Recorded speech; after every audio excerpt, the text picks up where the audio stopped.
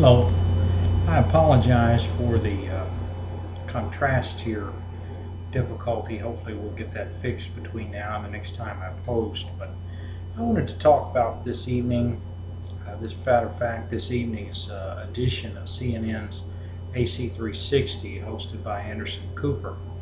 And today is Thursday, September the 27th, 2011. It's about 11 o'clock my time here. Anyway, I wanted to talk a little bit about his show this evening.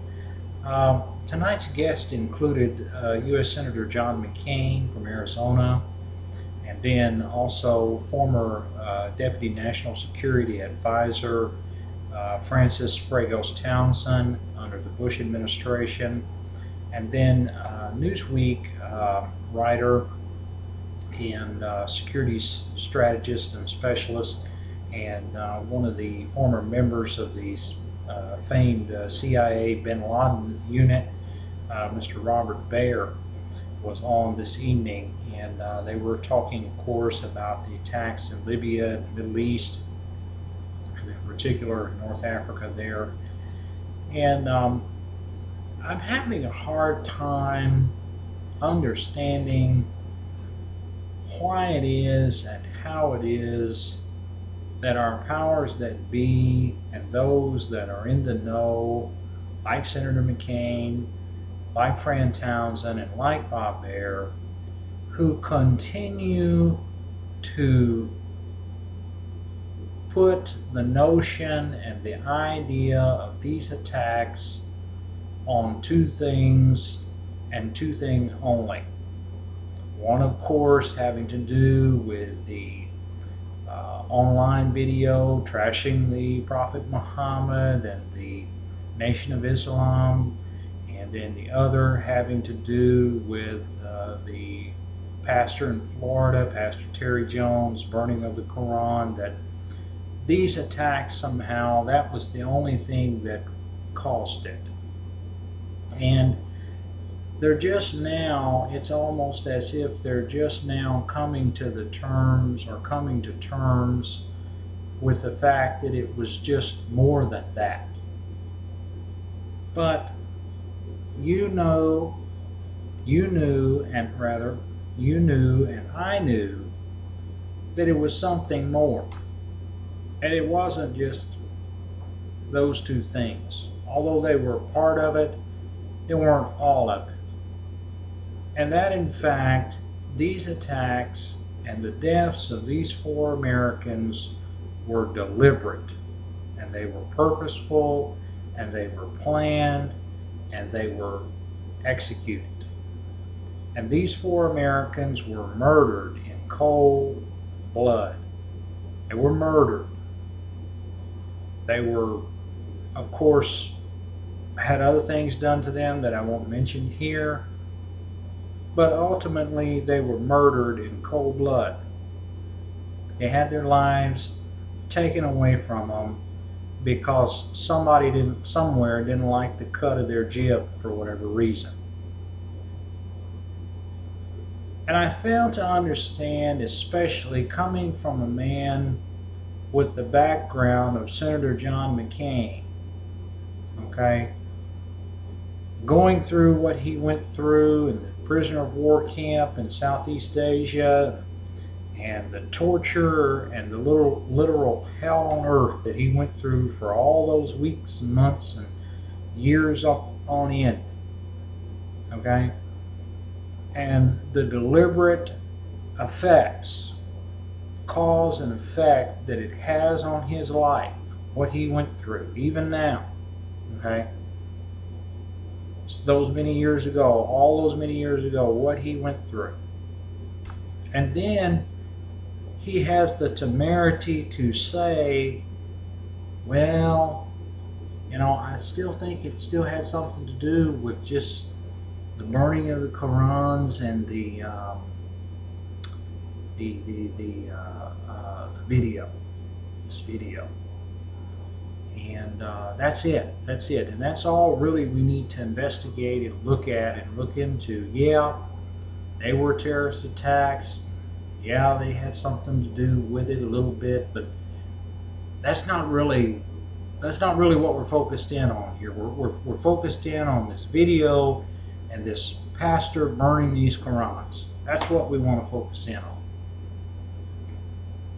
And Fragos-Townsend herself follows suit. Baer follows suit. Fragos-Townsend was a former Deputy National Security Advisor to a sitting president of these United States. She was heads up as far as the September the 11th, 2001 terrorist attacks. Heads up and in the know. But yet, she wants to come on Anderson Cooper's show on CNN and say, well, that's really about all there is to say about it, Anderson. It's just this video and this Quran burning pastor. That's it.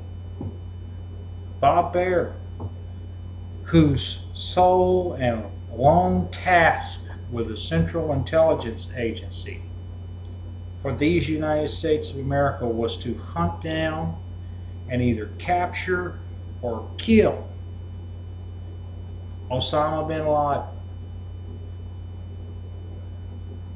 himself says the same thing. I fail to see the logic. And furthermore, I fail to see why CNN would put stock in trade continually in that logic.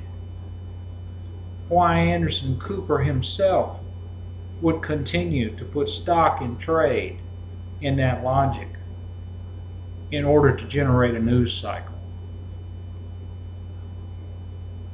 Yeah, it was part of it, but it wasn't all of it. Those attacks were deliberate, they were forthright, they were measured, and they were carried out. And they were terrorist acts. Acts of terrorism against sovereignties of the United States of America. And that, ladies and gentlemen, in my book, is an act of war. You say, well, it's easy for you to set an armchair quarterback. Yeah, it is. It's easy for me to do that. But so is it easy for anybody else to do that. But let's call, my point is, let's call a spade a spade. Let's call it what it is, a terrorist attack. 4 Americans lost their lives needlessly. Their families will no longer see them for Thanksgivings and Christmases and New Year's and Valentine's Days and 4th of July's and Labor Days and whatever other holiday you want to call. They will no longer be around. They will no longer be a part of their families. They're gone. They're dead. John McCain, though, he's still here. Fragos-Townsend, she's still here. Baer, he's still here. And even old Anderson Cooper, he's still here. And yeah, maybe I'll be here myself.